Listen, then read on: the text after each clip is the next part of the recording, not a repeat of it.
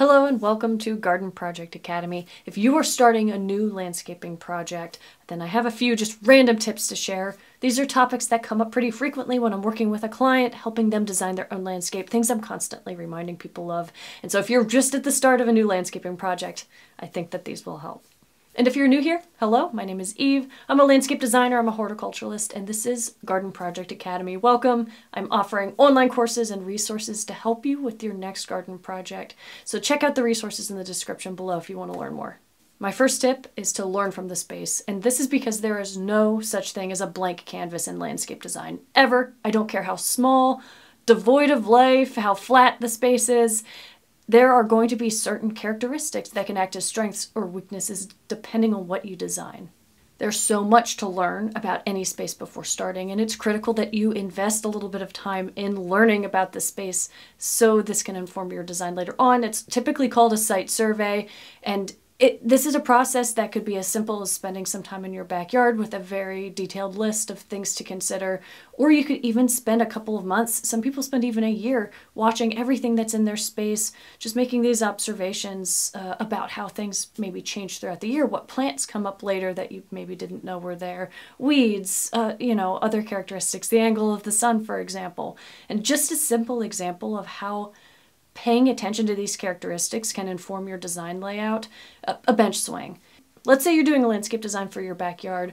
You could place this bench swing anywhere in your backyard technically, but that bench swing will be best placed in a spot where it gets summer shade and a little bit of winter sun. That just increases the likelihood that you're going to go out and sit in it and enjoy it. So this requires having an understanding of the space. What areas are going to get sun at different times of the year? How is the angle of the sun going to change depending on the seasons? What trees are going to lose their leaves or their needles versus those that are not? Evergreen versus deciduous, of course.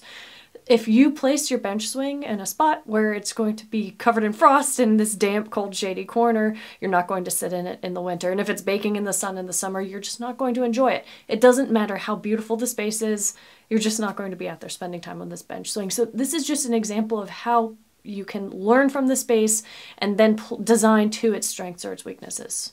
Another example is something you might consider a weakness and how you can turn that into a strength. Let's say that the people who lived in the house before you had a pool in the backyard, and there's this area in the yard that is extremely compacted. It's very level, it's very hard. It's going to take years of amending the soil to be able to plant things there successfully.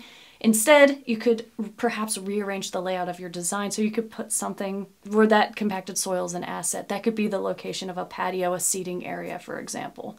Learning about the space can then inform your design later on. There is so much to learn about the space before you get started, and taking time to do this will increase the quality of your landscape design significantly. My second piece of advice is to learn about the weeds that are on site. This is just a common mistake that can lead to hours and hours of extra work down the road. Learn the weeds that you have on site because not all weeds are equal. Not all weeds are bad, actually. Some of them can be really beneficial, really useful, and some of them you could strategically leave in the space for certain reasons. Sometimes having something covering the soil is better than not. A really common first instinct when you're starting a landscaping project is to go out and clear things immediately. Leave everything intact. Learn who's already growing on site, because not all weeds, again, are equal. There are some species of weeds that are very invasive or very aggressive and can be difficult to remove. And if you don't identify these weeds at the start of a project, then what tends to happen is people will they'll clear the space, and then they'll start installing their garden beds, they'll start planting things will start doing well, and then these particularly invasive or aggressive weed species are going to start coming up. Then you're going to be trying to manage these species, trying to get rid of them, while also simultaneously, in the same spot, trying to care for the plants that you would like to grow there. And it just becomes this exhausting process of trying to get rid of some plants and take care of others at the same time. You're going to save so much more time if at the start of the process, you slow down, you learn what's on site, and learn what might require a little bit of special attention. There are some weed species I recommend you, once you identify that they're a little bit more aggressive, sometimes quarantining this particular species until you get rid of it or get a really good grip on it before you make any other changes is the ideal method. It's one of those slow down to speed up methods. You're investing this extra time in getting rid of this problem that would become much bigger down the road. Reach out to experts if you need some ideas or help. Local, regionally specific experts are ideal, and they can provide you with specific tips for managing these weeds. My next tip is a little bit of a mindset tip. It's that these projects are not always as overwhelming or as much work as it seems. If you have a dream landscape design idea, sometimes you can be very excited, but it can also feel almost unattainable or overwhelming, especially if you don't have much gardening or landscaping experience. So, of course, assuming that we're sort of based in reality, it is possible to design something that's entirely unrealistic and magnificent, but most landscaping projects can be broken down into bite-sized projects and things that you can chip away at. If you have some really big dreams and ideas too, there's always this trade-off, if you don't have a big budget, but if you have more time, you can get creative about how to install something that will achieve the same goal. So overall, my piece of advice is that it is possible, and it's not always as much work as it might seem. It's not always as overwhelming as it might seem. If you have a really good plan, you have steps, and you can kind of prioritize what's most important. So the solution to the overwhelm is a little bit of planning.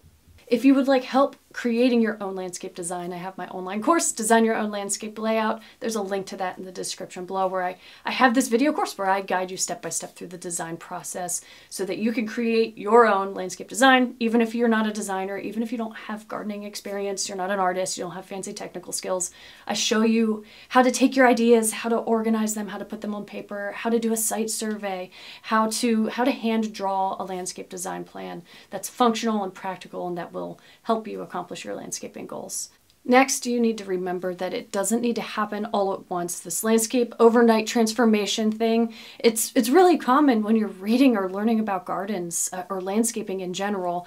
There's TV shows, there's all kinds of gardening media where it's about how to quickly transform your landscape overnight. This just isn't realistic most of the time. A lot of the times it's about having a really good plan and then chipping away at it as you have time, as you have an afternoon on the weekend, when the sun's out. You have these steps and then you know what to work on next. I will say that if you need to neaten things up relatively quickly, there are some methods, where you can neaten up the edges, spread a nice fresh layer of mulch across the landscape. This is going to increase the aesthetic appeal of your landscape almost instantly. But a quality landscape redesign, a transformation, is realistically going to happen in phases.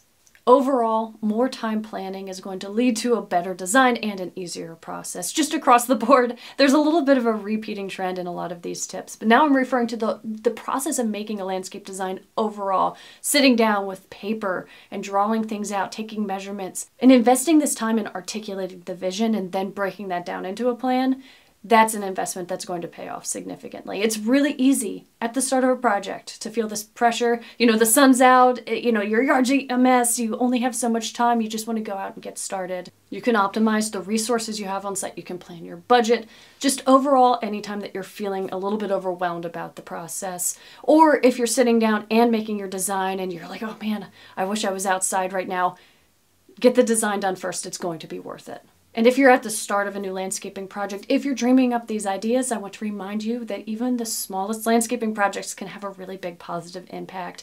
And this is something that, as a designer, I have been surprised as I've walked into someone's yard, someone who's been focusing on creating a wildlife habitat in a tiny backyard, walked into their yard and just been shocked by the amount of wildlife, the birds and the butterflies and all of these native pollinators. I've been absolutely shocked by the level of impact that someone with a little bit of drive and a desire to make this positive impact can accomplish. And this is one of the main reasons why I have created Garden Project Academy, this channel, my courses, so I can be here to remind you of the impact that you can have with your landscaping project, with this opportunity you have to do some landscaping, and also show you the way. An example, there are insect species, I guarantee there are insect species in your region that are facing extinction simply because they don't have the plants, the native plants that they need to complete their life cycle.